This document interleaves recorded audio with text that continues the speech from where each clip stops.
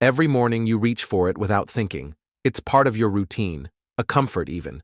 Maybe it reminds you of home, or perhaps it's just easy, fast, reliable, familiar. Toast, cereal, a glass of juice, maybe a dollop of fruit-flavored yogurt. You've been told it's healthy enough. You've even believed it, because it's what everyone eats, because it's normal. But normal doesn't mean safe, and what's common isn't always harmless. You see, all this time you've been trying to do the right thing. Eat breakfast, stay active, go for those morning walks the doctor recommended. Maybe you've added stretching to your routine. Maybe you've even given up coffee. But your joints still ache. Your back still feels stiff. You still wake up with that same dull, dragging pain that makes getting out of bed feel like climbing a hill. So what's going wrong? Today, I want to gently pull back the curtain. Because behind all the advice you've been given, some of it good, some of it questionable, there's one quiet truth that's rarely talked about. Certain everyday foods are inflaming your joints from the inside out. And the worst part? One of the biggest culprits is probably sitting on your breakfast table right now. By the end of this video, you'll know exactly how this one food silently accelerates joint degeneration, increases inflammation in your spine, and makes it harder for your body to heal. You'll also understand what to eat instead, and how small shifts can lead to real relief. But first, let's talk about pain, because joint pain isn't just about cartilage wearing down, and back pain isn't always about a slipped disc. Pain is a conversation. It's your body speaking up, telling you that something's out of balance, not just structurally, but chemically. You don't wake up inflamed for no reason. That stiffness in your knees when you walk down the stairs, that tightness in your lower back as you stand up from a chair, it isn't just old age. It's not just wear and tear. It's your immune system reacting to something inside your body, something that doesn't belong. And more often than not, that something is coming from your plate. Now here's the hard truth that may feel frustrating at first. Many of the foods marketed to us as healthy, low-fat, or fortified with vitamins are actually causing low-grade, chronic inflammation that accumulates over years. They taste sweet, they're easy to digest, and they give you that quick spike of energy. But they also leave behind a biochemical trail, a trail that your joints have to clean up. Still with me? Good. Because the real damage doesn't happen in a day. It's slow, silent, hidden, like water dripping on stone. Let me give you an example. Imagine someone like Margaret. She's 62, retired. She's careful with her health, walks every morning, tries not to overeat, reads the labels. She starts her day with a slice of whole wheat toast, a bit of butter, and a fruit yogurt. And every morning, that healthy yogurt floods her body with added sugars, synthetic flavorings, and processed dairy proteins her body can't break down. It seems innocent. After all, it's just breakfast. But that yogurt alone spikes her blood sugar, activates her immune response, and causes her joints to swell microscopically. It's not enough to notice right away. But after 10, 20, 30 years, now her spine aches when she stands, her knees click when she bends, her wrists get stiff after holding a book. And she never once suspected it was the food. So what's really happening here? Let's break it down gently. When you eat processed carbohydrates and added sugars, especially first thing in the morning, they cause a rapid increase in blood glucose. Your body responds by releasing insulin. That's expected. But what follows is more dangerous. A spike in inflammatory cytokines, those tiny signaling proteins that act like fire alarms inside your immune system. They tell your body something's wrong, and in the case of sugar, they're not wrong. This inflammation doesn't just stay in your gut or your bloodstream. It travels, it settles. And the places it settles most easily? Your joints, your spine, your soft tissues, especially if those areas are already weak, already vulnerable, already holding tension from years of stress, bad posture, or old injuries. Now, I'm not saying sugar is evil, or that all carbohydrates are bad, but I am saying this. The timing and quality of your first meal of the day sets the tone for how your joints will feel, hour by hour, week by week, year by year. And the reason this matters so deeply is because chronic back and joint pain isn't just uncomfortable, it's demoralizing. It slowly shrinks your life. You begin avoiding movement, skipping walks, turning down plans, and soon the world feels smaller, your body more fragile, your spirit more tired. But it doesn't have to stay that way, because just as one food can inflame, others can rebuild. Just as one meal can trigger pain, another can start healing. So let's go deeper.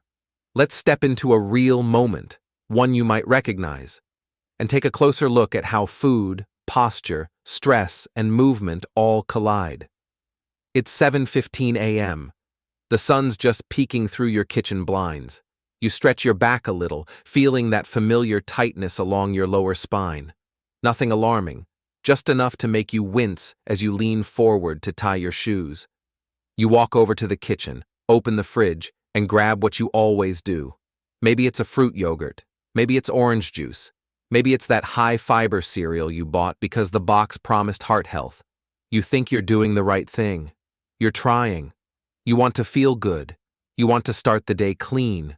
But your body, your joints, are telling a different story. And if you listen closely, you'll hear it. That tightness you feel after breakfast, that slow ache that rolls across your lower back by mid-morning, right as you're settling into your chair. It's not coincidence. It's chemical. Because the truth is, certain foods, especially processed breakfast staples, create tiny, consistent flare-ups in your joints. And those flare-ups aren't dramatic at first. They're subtle. You don't get a rash or a fever. You just feel off, a little stiffer, a little slower, a little more dependent on Advil than you used to be. Now imagine this plays out not just one morning, but every morning. You get up, eat something sweet, something starchy, something labeled healthy, but stripped of real nutrition. Then you sit for hours.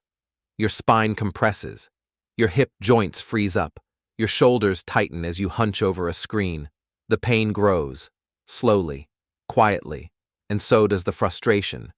You tell yourself, maybe it's just age, but your instincts are right. Something feels wrong. Something is wrong. Let's talk about James. James is 54, a long-time mechanic, strong hands, proud posture, decades of hard work. But recently, every morning, he's been waking up stiff. His fingers feel swollen. His knees creak when he climbs the shop stairs. He blames the years, the lifting, the cold concrete floor. But during our conversation, something small caught my attention. James mentioned his breakfast, something he's eaten every day for over a decade. 2 slices of white toast, slathered in margarine, washed down with sweetened iced coffee from the drive-thru. To James, it was nothing, just fuel to get him through the day. But in his blood, in his tissues, it was a fire. The white bread spiked his glucose. The margarine, full of trans fats, thickened the inflammation. The sugary coffee lit the match. And what happens next isn't just chemistry, it's real life. His cartilage thins faster than it should. His synovial fluid, the lubrication inside his joints, becomes less effective. His vertebral discs get less circulation, less healing, and the pain becomes permanent. But here's the beautiful part. When James switched to an anti-inflammatory breakfast, something as simple as a soft-boiled egg, a handful of berries, and a cup of plain black coffee, his pain began to shift. Not overnight, not magically, but clearly. His hands stopped swelling, his knees moved easier, and most importantly, he started to believe his body could still get better. That belief is powerful. It changes how you walk, how you breathe, how you carry your own weight. And that brings us to you.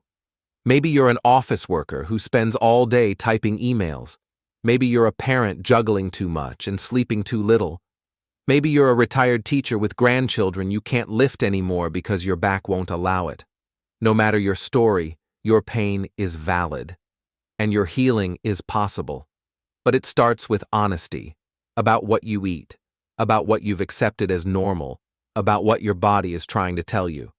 Because even if the pain feels like it's just part of life now, it's not the end of your story. It's the start of a conversation. So let me ask you this.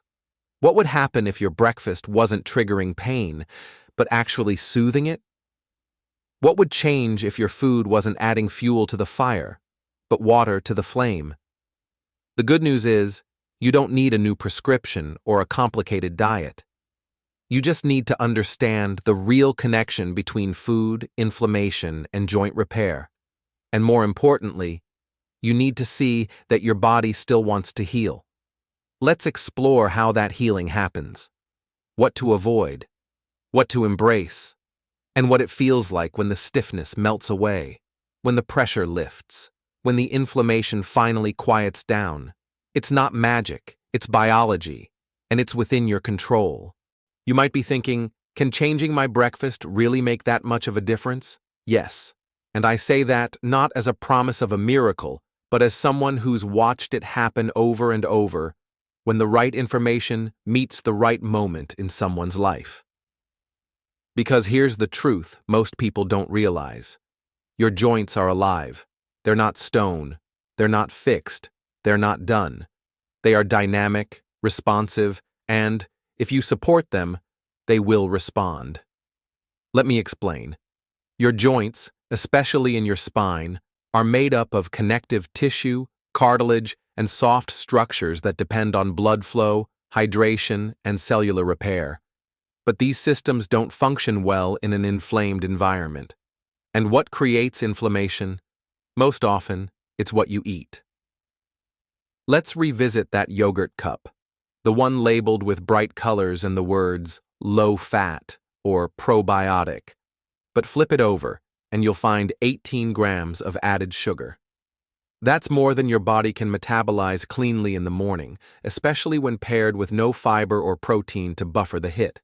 That sugar spikes your blood glucose, which leads to insulin surges and inflammation, setting off the very pain cascade you're trying to avoid. Now compare that to a breakfast of soft scrambled eggs cooked in olive oil, a bowl of oats topped with flax seeds and unsweetened berries, herbal tea or black coffee, a half avocado sprinkled with a little sea salt. This kind of breakfast does something radical. It nourishes instead of inflames. It gives your body building blocks to repair the cartilage, antioxidants to calm immune responses, and stable energy to move without crashing. You don't feel jittery. You don't feel swollen. You feel quiet inside, grounded, capable. That's what food can do. You see, the food industry has conditioned us to believe that convenience equals health, that what's quick must also be good enough.